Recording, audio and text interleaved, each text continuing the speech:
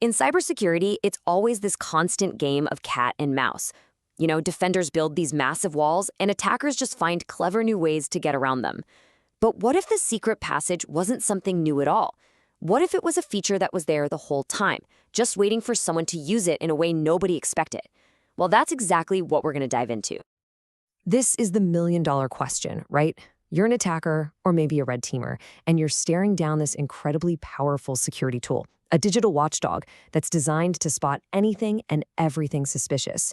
You can't fight it head-on. That's a losing battle. So you have to get creative.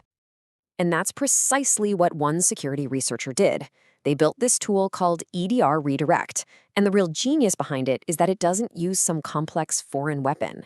Nope, it takes legitimate, built-in Windows components and turns them against the very software that's supposed to be protecting the system.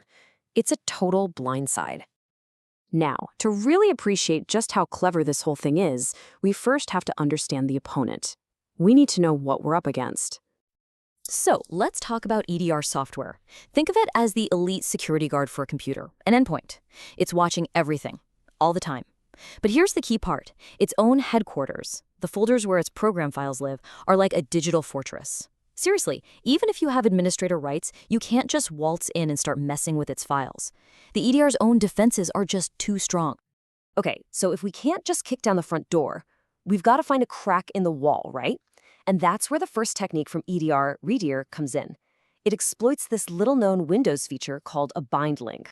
This table really shows you the evolution here. On the left, you've got symbolic links. Think of them as just basic shortcuts. Attackers have used them for years, but EDRs got wise to it. They're noisy, they're obvious, and they're easy to block. But on the right, we have bind links. These are a whole different animal. They operate way down at the kernel driver level, which means the redirection is totally transparent, totally invisible to applications.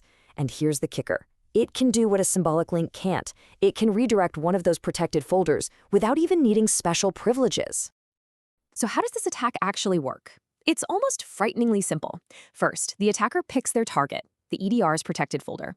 Then they create a brand new folder, one they have complete control over. And then they just run one simple command. This command tells Windows, hey, from now on, anytime the EDR tries to access its own folder, I want you to secretly send it to my folder instead. The EDR has no idea the switch has even happened. And let me be clear, this isn't just a theory. The researcher proved it works against major commercial EDRs like Elastic Defend and Sophos Intercept X.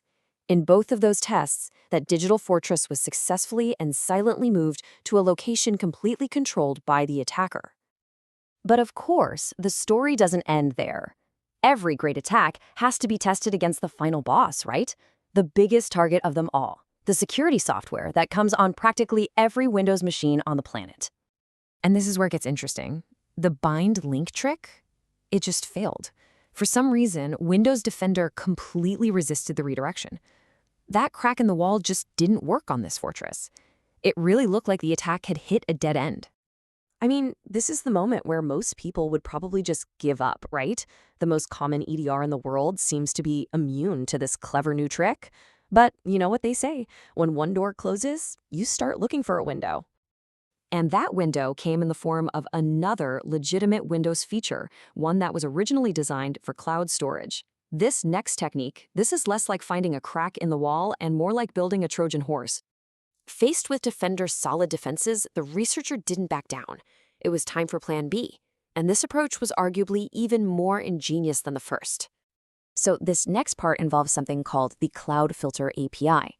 Now, if you've ever used a service like OneDrive, you've seen this in action. It's what creates those placeholder files on your computer. They look and feel like real files, but they're just empty shells. The actual data is sitting in the cloud, and it only gets downloaded when you actually double-click the file. It's a completely normal, totally useful feature.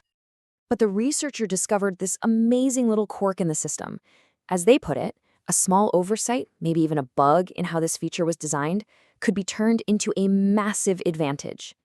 So here's the trick. It's absolutely brilliant. The tool tells Windows that the main Windows Defender program folder is now a cloud folder, but it does it with an incomplete kind of faulty registration. And the result is fascinating. Windows Defender tries to access its own files, but the system basically tells it, sorry, those files are placeholders and they're currently unavailable from the cloud. In essence, it tricks Defender into locking itself out of its own headquarters. It's a perfect example of twisting a legitimate feature into a weapon. So what does all this mean?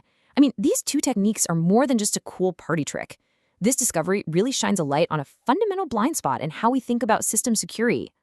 For an attacker, this is an absolute gold mine.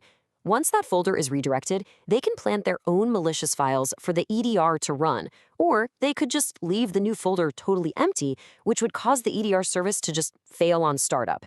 And because all of this happens way down at the driver level, it's incredibly stealthy. But the cloud filter trick? That's even more powerful, because it sticks around. It survives a full system reboots. Now, if you're a defender, this is a huge challenge. I mean, how do you even begin to protect against an attack that uses your own system's tools against you? It means security companies can't just look for outside threats anymore. They have to start hardening their software against the very operating system it's running on. It just proves, once again, that in the world of cybersecurity, you can never, ever stand still. And that really leaves us with one final critical question. This whole explainer has been about how features for file redirection and cloud storage got turned into weapons.